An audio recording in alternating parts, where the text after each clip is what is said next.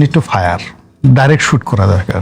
তো এই যে ইন্টারিমের সময় যে 8,000 লোক নিয়োগ দেওয়া হয়েছে, এটাকে যদি আপনি সমালোচনা করতে চান তাহলে দেখতে হবে যে এস আলম এটা টেক ওভার করার পরে তিনিও প্রায় 8 থেকে 9,000 লোককে নিয়োগ দিয়েছিলেন, একেবারে তার পছন্দের, তার বাড়ির আশেপাশের লোক এবং চট্টগ্রামের লোকজন। তো সঙ্গত কারণে যেহেতু এই ব্যাংকটা 83 সন থেকে একদম শেষ পর্যন্ত তৈরি করা হয়েছে জামাতের জন্য, এবং আমরা যারা সাধারণ ব্যাংকিং লেভেলে মানে হুজুররা দেখবেন যে এদেরকে খুব গালাগালি করতো যে এরা মুদ্রাবার নাম করে আসলে সুদ খায়, এবং ইসলামী ব্যাংকের বিরুদ্ধেই তারা কিন্তু এই যত ওয়াজ আহলে সুন্নাত ওয়াল জামাতের যে সমস্ত লোকজন আছে, তারপর কওমি লাইনের তাবলিগের যত লোক আছে, তারা কিন্তু দীর্ঘদিন যাবত ইসলামী ব্যাংকের বিরুদ্ধে ওয়াজ করে আসছে। তো এত কিছুর মধ্যে এই ব্যাংকটা যে ফরমেশনে গড়ে উঠেছে, it's for Jamaat, to serve Jamaat, to collect money unofficially. কারণ অফিশিয়ালি একটি দলের জন্য এভাবে করতে পারে না রাষ্ট্র, কখনো একটা ব্যাংক একটি দলের পারপাস সার্ভ করার জন্য সহযোগিতা করতে পারে। মানে এটা করা হয়েছে জামাতের জন্য, পরিচালনা করবে জামাত, সুবিধা ভোগ করবে জামাত, আর ফান্ড আনা হবে ইসলামের নামে। আর এগুলো মানে সারা বাংলাদেশে তারা রাজনীতির কাজে সব কাজে ব্যবহার করবে, এবং এইভাবেই কিন্তু 93 থেকে 2000 একেবারে ওই এস আলম টেক ওভার পর্যন্ত এইভাবে চলে আসছিল। তো এই অনিয়ম বলেন, দুর্নীতি বলেন, রাজত্ব বলেন, রাজত্ব বলেন, ভণ্ডামি বলেন, সব কিছু চালানোর পরেও ইট বিকাম এ গ্লোবাল ব্যাংক। পৃথিবীর যে কটা সাকসেসফুল ব্যাংক 83 থেকে এই পর্যন্ত হয়েছে, তার মধ্যে 1 নম্বর ব্যাংক হলো ইসলামী ব্যাংক। এখন আপনি তার অন্যায়গুলো যদি ধরেন, সেগুলো যুগপৎভাবে যাবে, তার সফলও যাতে ধরেন। তা এইরকম অন্যায় তো সবাই করছে, প্রত্যেকটা ব্যাংকই করছে। আর যদি আপনি দেখেন আওয়ামী লীগের যে সমস্ত এমপিরা বা বিএনপির যে সমস্ত এমপিরা, এর সাথে যে সমস্ত লোকরা, তারা যে ফার্স্ট জেনারেশনের যে ব্যাংকগুলো করেছে, তাদের সোর্স অফ মানি, তাদের চাকরি দেওয়ার ক্ষমতা, ওই ব্যাংক নিয়ে তাদের যে দুর্নীতি, আপনি কোথাও কোনো ভালো আপনি যাকে বলা হয় রেকর্ড পাবেন না। আপনি এবি ব্যাংকেও পাবেন না, ন্যাশনাল ব্যাংকেও পাবেন না, আরব বাংলাদেশ ব্যাংকেও পাবেন না, কোথাও পাবেন না। সবাই সেই কাজগুলো করেছে। তো যার যেহেতু তারা খুব ছোট ব্যাংকিং করেছে, ছোট ব্যাংকিং করার মধ্যে তারা ওই ব্যাংকে ডুবিয়েছে। আপনি মহিউদ্দিন খান আলমগীর একটা ছোট ব্যাংক করলো পদ্মা ব্যাংক, সেই পদ্মা ব্যাংকে সামাল দেওয়ার জন্য কি পরিমাণ, আগে ফার্মার ছিল, পরে পদ্মা, হ্যাঁ ওই ফার্মার ছিল, এরপর গেল। এরপরে আপনি দেখেন বেসিক ব্যাংক, এক আব্দুল হাই বাচ্চুর মতো মানুষ 3,000 কোটি টাকা সেখান থেকে নিয়ে পুরো ব্যাংকটাকে শেষ করে দিল। এক জনতা ব্যাংকের আপনি একটা রাষ্ট্রীয় ব্যাংক এবং জনতা ব্যাংক সরকারি ব্যাংকগুলোর মধ্যে সোনালী ব্যাংকের চেয়ে ভালো ছিল, সেই ব্যাংকের 70% ইকুইটি খেয়ে ফেলেছে এই আবুল বারাকাত। এখন সেই বিষয়গুলো আপনি আলোচনা আনতেছেন না, আলোচনা না এনে ইসলামী ব্যাংকের ওই তারা সিএসআর কোটি থেকে 22,000 কোটি টাকা দিচ্ছে, অমুক করছে। আমার বক্তব্য হলো তারা যদি 2,20,000 কোটি টাকা আয় করে 22,000 কোটি টাকা চুরি করে থাকে। আলোচনা জনতা ব্যাংকের বিষয়ে আপনি কেন বলছেন না? আবুল বারাকাত তো অলরেডি উনি তো জেলে, কারাগারে আছেন,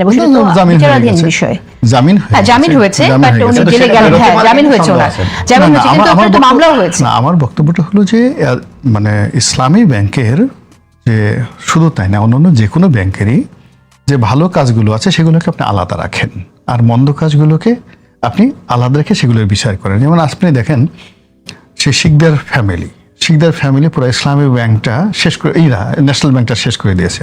এখন আব্দুল আল মিন্টু সাহেবের মতো একজন ঝানু ব্যবসায়ী চেয়ারম্যান হওয়ার পর সে কিন্তু ঘোড়া ডিম কিছুই করতে পারছে না, বিকজ ওর মেরুদণ্ডটা কিন্তু ভেঙে দেওয়া হয়েছে।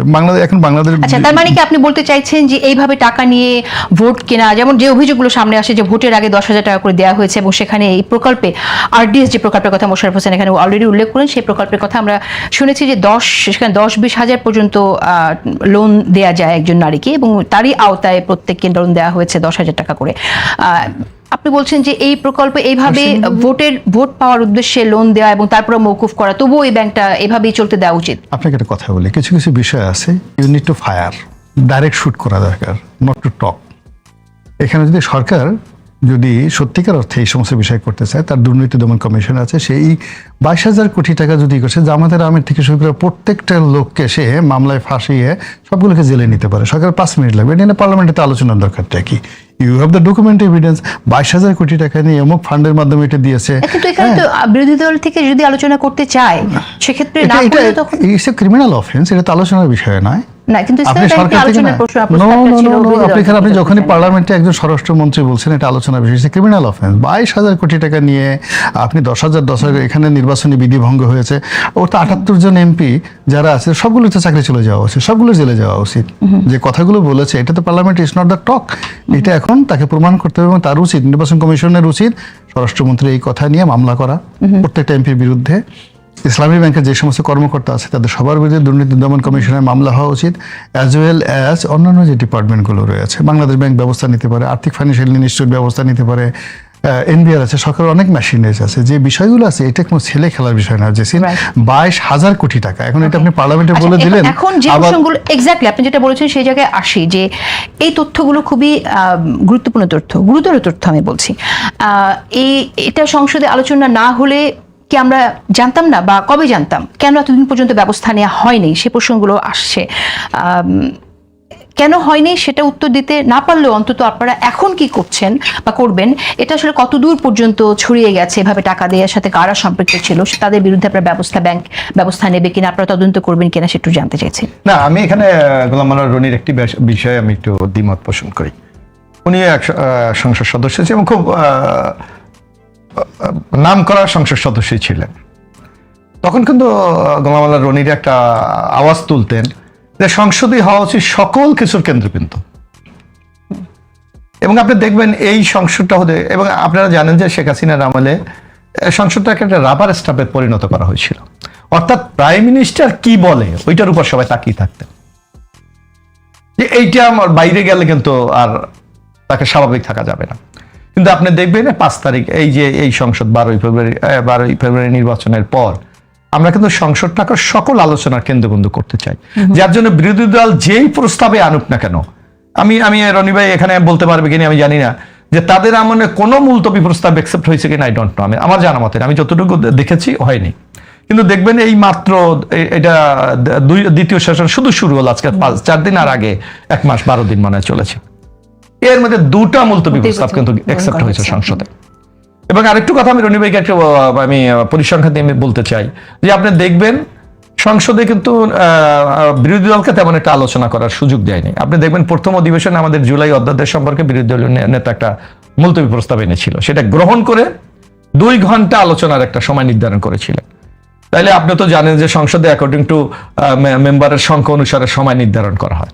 দেখুন আমরা 212 জন আর তারা হলো 77 জন। ওই আলোচনা যদি আপনি দেখেন, নিচে পত্রপত্রিকা আপনি দেখেছেন যে জামাত জোট আলোচনা করেছে 1 ঘন্টা 17 মিনিট, 77 জন।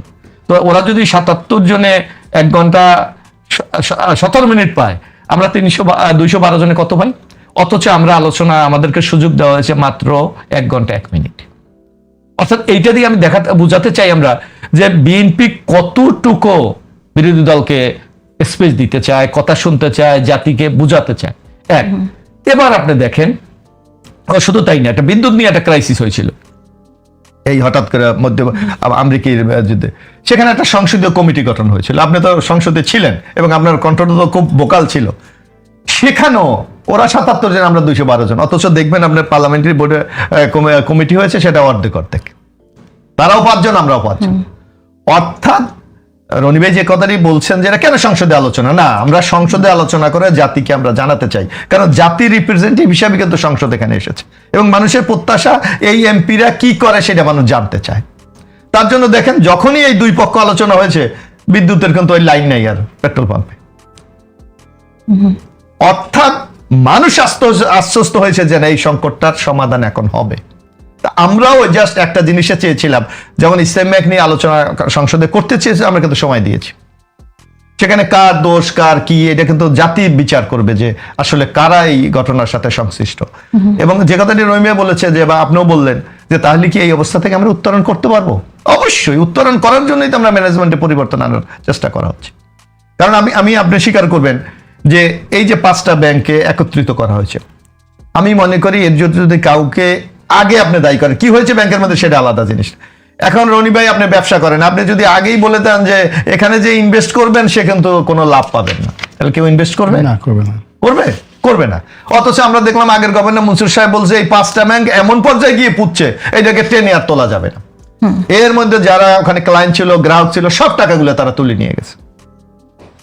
আজকে একই অবস্থা আপনি দেখেন যে এই জামাত ইসলাম এই যে যখন 5টা ব্যাংক নিয়ে করলো, তারা তো এটা নিয়ে কোনো প্রশ্ন তুলে নেই। আপনার বক্তব্য অনুসারে যখন জনতা ব্যাংক থেকে সালমান রহমানা 27,000 কোটি টাকা নিয়ে গেছে, টোটাল ইকুইটির 71% মানে নিয়ে গেছে তারা, এটা নিয়ে কিন্তু জামাত একটা কথা করে না, হোয়াই ইসলামী ব্যাংক, কারণটা কিন্তু এখানে নিহিত। এখানেই কোনো কারণ আছে বলিয়া তারা বারবার এটা নিয়েই কথা বলে, অন্য ব্যাংক নিয়ে তারা কথা বলে। আমাদের প্রশ্নটা এখানে যে তাদের এখানে ইন্টারেস্টটা কি। হ্যাঁ, তারা যে কোনো ব্যাংক যদি রুগ্ন হয়ে যায় সেটাকে ওঠানোর জন্য তারা সাজেশন দিতে পারে, বক্তব্য দিতে পারে, কিন্তু তাদের একটাই বক্তব্য, তারা যেই ম্যানেজমেন্ট চায় সেই ম্যানেজমেন্ট ওখানে দিতে হবে, কিন্তু তো এখানেই। ওকে, কিন্তু এখানে একটি প্রশ্ন, অনেকগুলো বিষয়ে চলে এসেছে। কিন্তু এখন গভর্নর, বাংলাদেশ ব্যাংকের গভর্নর, তিনি বলেছেন বিষয়টি এখন রাজনৈতিক মাত্রা পেয়েছে, দেখা যাক কি করা যায়। আপনি জানেন যে ব্যাংকার্স সভার ক্ষেত্রে সভা হয়েছে, এবিবি চেয়ারম্যান মশরুর আরিফিন তিনি একটি মন্তব্য করেছেন। তিনি বলেছেন দেশের বৃহত্তম ব্যাংকটির সংকট দ্রুত সমাধান হওয়া প্রয়োজন এবং এই জন্য সংশ্লিষ্ট পক্ষগুলোর মধ্যে সমঝোতা জরুরি। সেরকম সমঝোতা হবার কোনো সম্ভাবনা আছে কিনা একটি প্রশ্ন। আমি একটু বলি, কার সাথে আপনি সমঝোতা করবেন? আমি সেটা আপনি একটি এটা কোনো রাজনৈতিক দলের সাথে করবেন? এখানে একটি মন্তব্য তিনি করেছেন, তিনি একটি আকাঙ্ক্ষা ব্যক্ত করেছেন, সেটা আমি আপনার কাছ থেকে শুনতে চাই যে আপনারা। না, এখন আপনি বলবেন যে এখানে এটা ব্যাংকিং সেক্টর, এটা একটা নিউট্রাল একটা প্রতিষ্ঠান, আপনি কার সাথে আলোচনা করবে, কার সাথে সমঝোতা করবে? আমি জানি না বাংলাদেশ ব্যাংকের গভর্নর সাহেব এটা কি বোঝাতে চাইছেন। গভর্নর না, এটা বলছে এবিবি চেয়ারম্যান। মানে কার সাথে সমঝোতা আপনি করবেন? এখানে এটা হতে পারে যে ম্যানেজমেন্ট যে আছে সেখানে এটার কন্ট্রোলিং অথরিটি হলো বাংলাদেশ ব্যাংক। বাংলাদেশ ব্যাংক সেখানে আজকেও দেখলেন আপনি একজন পরিচালক ওখানে পর্যবেক্ষক হিসেবে নিয়োগ করেছেন।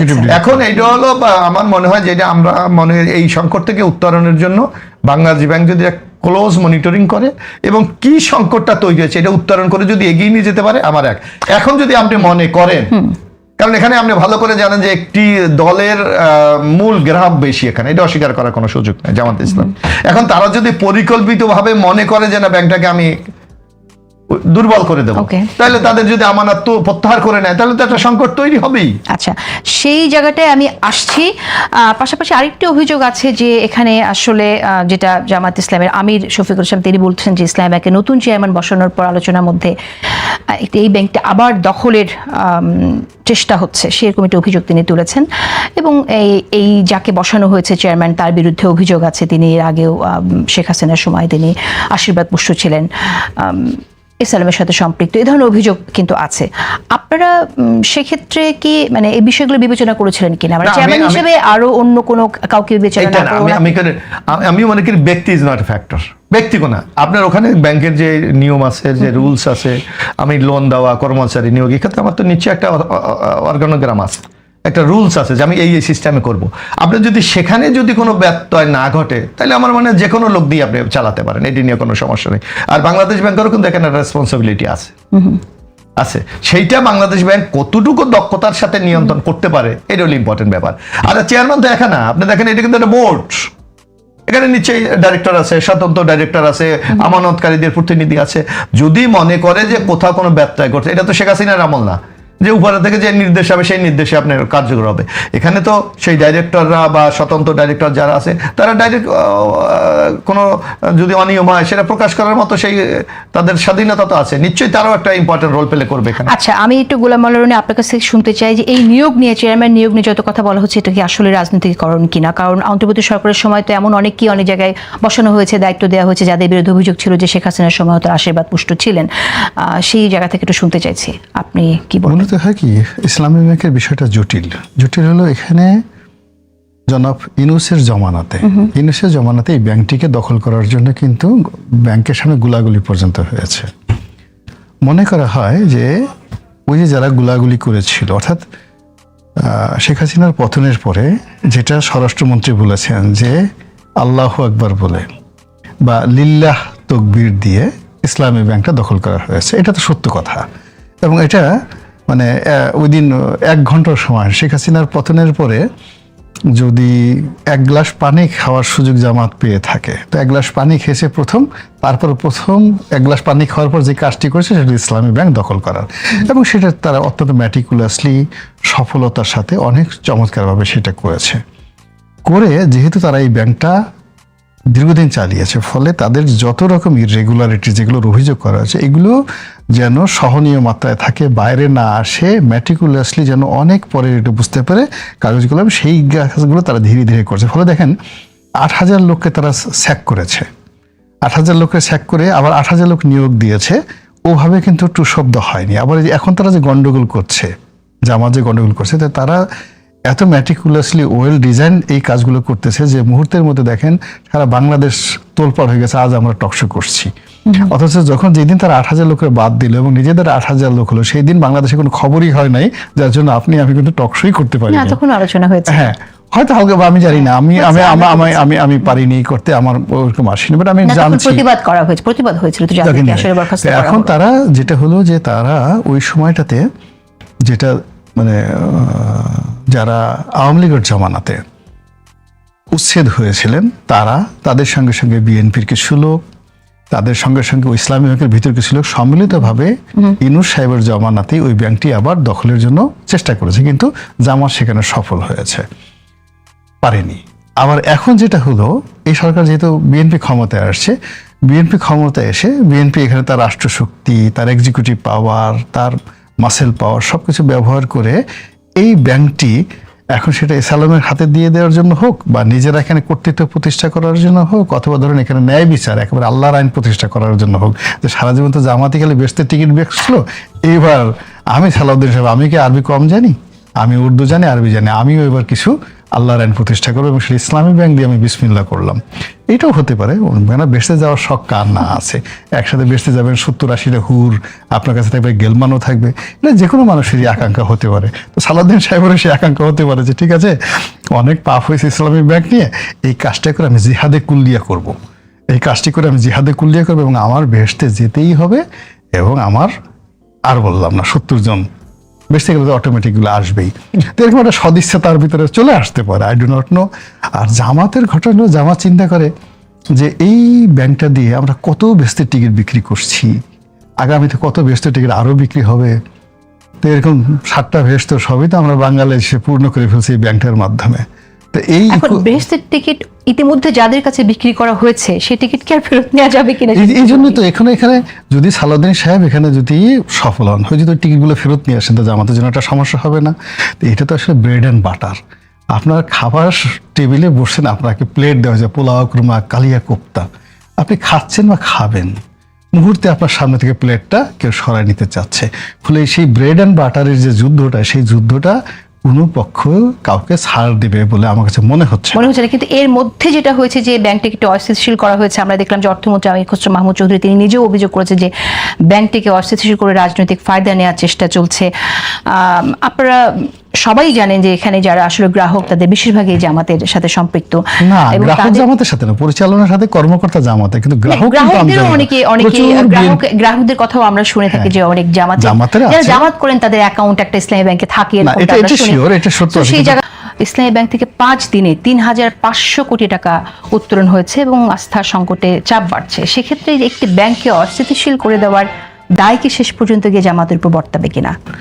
প্রথমত হলো জামাতের যে অ্যাকাউন্ট আছে, জামাত মাইন্ডের যারা লোক আছে, তাদের আসলে এত টাকা নেই, এরা সুবিধা পাবে, তারা চেষ্টা করবে ব্যাংকের সমস্ত আমানত যদি তারা নিয়ে নেয় কিছু হবে না। অন্যদিকে মানে ইসলামী ব্যাংকের যে মূল যে লাভ, সেটা হলো কর্পোরেট ব্যাংকিং।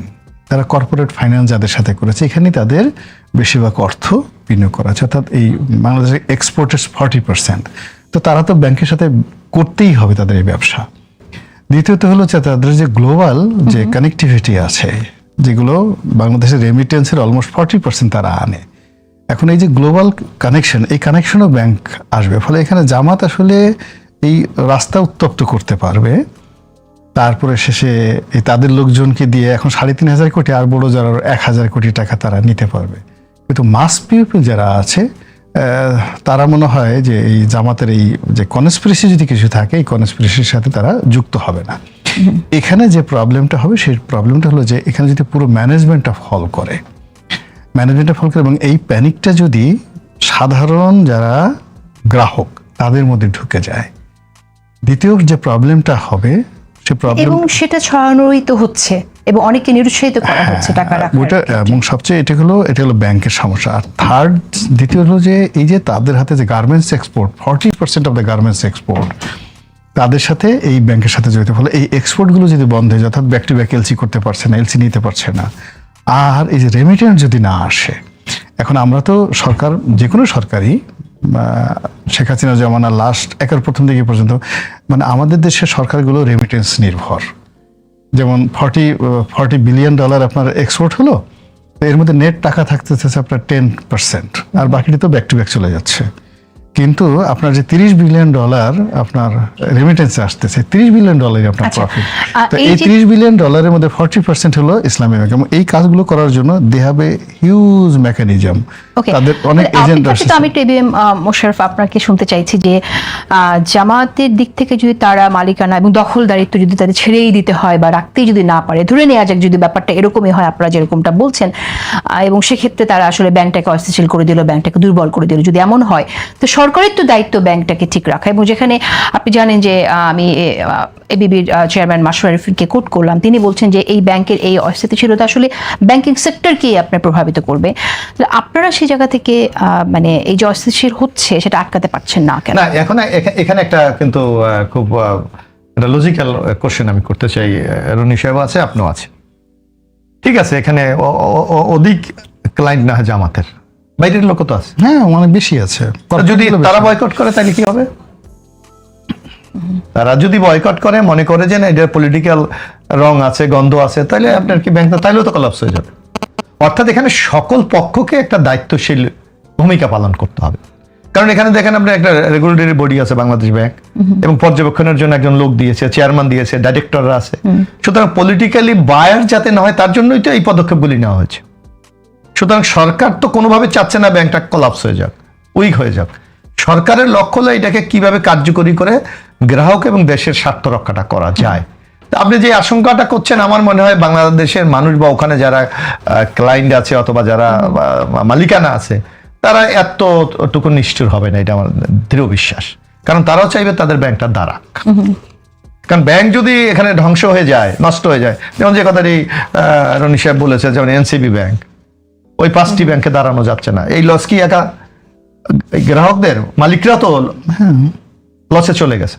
কারণ আমরা শুনি অনেক ব্যাংকে চেক দিলে চেক বাউন্স হয়ে যাচ্ছে, দিতে পারে 50,000 টাকাও দিতে পারে না, 10,000 টাকাও দিতে পারে না, 3,000 টাকা দিতে পারে না। তো নিশ্চয়ই ইসলাম ব্যাংক এই পরিস্থিতি হোক, এটা কোনো শেয়ার হোল্ডাররাও চাইবে না, ক্লায়েন্টরাও চাইবে না, এবং আমরা তো সাধারণ মানুষ হিসাবে, বাংলাদেশের নাগরিক হিসেবে আমরাও চাইবে না। সুতরাং আপনার এই আশঙ্কার মানে বাস্তবে রূপ নেবে বলে আমাদের কাছে আমার আশঙ্কা না, এটা যারা বলছেন আগে তাদেরকে আমি এইটা হয়তো ঠিক আছে, একটা ব্যাংকের একটা অথরিটি আছে যার জন্য তারা বলতে পারে, কারণ তারা হয়তো উভয় পক্ষকেই সতর্ক করে দিচ্ছে।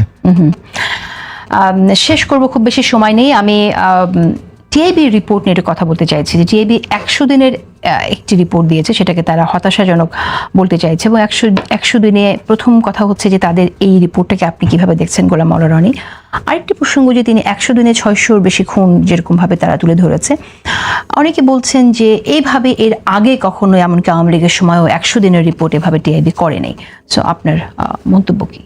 এখানে আসলে টিআইবিকে মাননীয় প্রধানমন্ত্রীর উচিত দাওয়াত করা, তারপরে শেষে টিআইবির অনেকগুলো প্রজেক্ট আছে, সেই প্রজেক্ট যেন তারা ভায়াবল হয়। সরকারের যে লজিস্টিক সাপোর্ট দরকার, যেমন ওদের তো একটা গ্রুপ আছে, টিআইবি আছে, তারপরে দেবপ্রিয় ভট্টাচার্যর সিপিডি আছে, আরও 4-5টা এরকম অর্গানাইজেশন আছে, সুজন আছে, যারা দেশি এবং বিদেশি বিভিন্ন ফান্ড নিয়ে অনেক জনকল্যাণমূলক কাজ করে। এত জনকল্যাণমূলক কাজ করেন সরকার, যদি আব্দুল আবু সাইদ স্যার আছে, তো এই সমস্ত কাজে সরকার যখন এরকম ফান্ডিং করতে থাকবে, সম্পর্ক ভালো থাকবে, তখন দেখবেন এই ধরনের রিপোর্ট আর হবে না, এই ধরনের রিপোর্ট আর হবে না। এখানে দেয়ার ম্যানি জিনিস আছে। একটা জিনিস বুঝতে হবে, একটা লোক এত দামি টাই পরে, স্বার্থের জন্য এরকম রিপোর্ট না, স্বার্থের জন্য না, এটা তারা তো জাতীয় স্বার্থে কাজ করে, তারা তাদের জীবন সব শেষ করে দিয়েছে আমাদের জন্য। তা আমাদেরকে তাদের প্রতি দায়িত্ব নাই? এখন একটা লোক ভালো অর্থনীতির চিন্তা করার আগে তার 1 পেগ হুইস্কি খাওয়া লাগে। তা আপনি একটা ভালো চিন্তা বের করতে গেলে যদি 1 পেগ হুইস্কি আপনাকে দিতে হয়, আপনি কি কাজটা করবেন না বলেন? একটা লোক সে 5 স্টার হোটেল ছাড়া কোনো অনুষ্ঠান করতে পারে না, সেখানে যারা বসে গবেষণা করে এক একজনের 4 লাখ 5 লাখ টাকা করে বেতন, আপনি তাদেরকে না দিলে ভালো চিন্তা হবে কেন? আপনি এখন যদি কামারের দোকানে গিয়ে আপনি একটা স্বর্ণের হার বানাতে চান, সেটা হবে না। এখন এরা তো দেশের জ্ঞানী গুণী সম্মানিত ব্যক্তি, হ্যাঁ, তাদের ডলার দরকার, পাউন্ড দরকার, তাদের টাকা দরকার, গাড়ি দরকার, বাড়ি দরকার, সব কিছু দরকার, মান দরকার, ইজ্জত দরকার। আমি যদি আপনাকে খুচাই দিতে না পারি, আপনি তো আমাকে সম্মান করবেন না। আগে আপনাকে হিট করতে হবে। তো এখন তারা হিট করেছে, আপনাকে সেই হিট প্রতিহত করতে হবে, অথবা তাদের সঙ্গে একটা নেগোসিয়েশন করতে হবে। তারা কি চায়? মোশাররফ, আপনার মন্তব্য শুনুন। না, রনি সাহেব তো আসলে অভিজ্ঞ, কারণ দীর্ঘদিন আপনি সংসদও ছিলেন, তারপর এখন ইন্টেলেকচুয়াল এসে বাংলাদেশের সাথে খুব পরিচিত, সুতরাং তার অভিজ্ঞতাটা কিন্তু আমার ছিল। পরামর্শটা আপনি গ্রহণ করছেন, আমি অনেক বেশি। বিশ্লেষণকে আপনি সাপোর্ট করছেন, সেটা একটু শুনুন। তবে আমি একটা কথা এখানে বলতে চাই, হ্যাঁ, তাদের রিপোর্টটা কিন্তু অনেকটা পেপার কাটিং বেস। এখন বাংলাদেশের গণমাধ্যমে আপনার নানা ধরনের সাংবাদিকতা আছে, অনলাইন সাংবাদিকতা আছে, মফস্বল সাংবাদিকতা আছে, এবং আমি জানি না রনি ভাইটা স্বীকার হবে, কারণ সে তো একসময় এলাকা মেনটেন করেছে।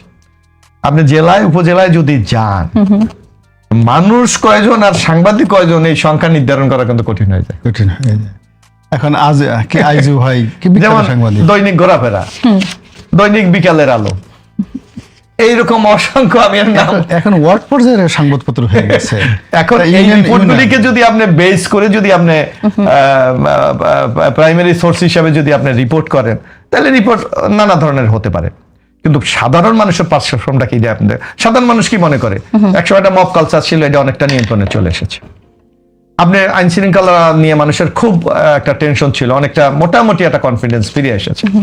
অর্থনৈতিক ক্ষেত্রে একটা মোটামুটি স্টেবল অবস্থা চলে আসছে। সরকারের যে কমিটমেন্টগুলি ছিল, এর আগে দেখতেন সরকার জনগণের কাছ থেকে ভোট নেয়, কিন্তু কোনো কমিটমেন্ট বাস্তবায়ন হয় না।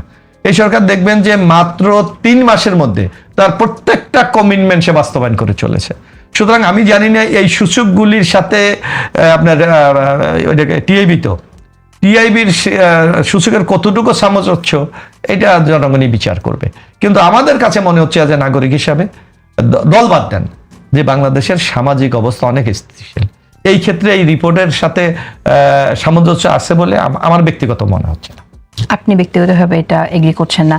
আচ্ছা, তারপর অনেকে বলে যে আইন শৃঙ্খলা পরিস্থিতি যেভাবে নির্বাচনের পরে একটা রাজনৈতিক সরকার ক্ষমতা আসার পর যেভাবে ইমপ্রুভ করার কথা, সেটা হচ্ছে না। সেটা কিন্তু ইন জেনারেল আমরা অনেকের কাছে না, এটাকে আপনি বলেন, আপনি জানেন আমরা সবাই কিছু বলেছেন যে শেখ হাসিনার আমলের এই আইন শৃঙ্খলা রক্ষা বাহিনীকে এমন ভাবে ব্যবহার করা হয়েছে, যার মাসুলটা কিন্তু তারা 5 তারিখ দিয়েছে। অনেক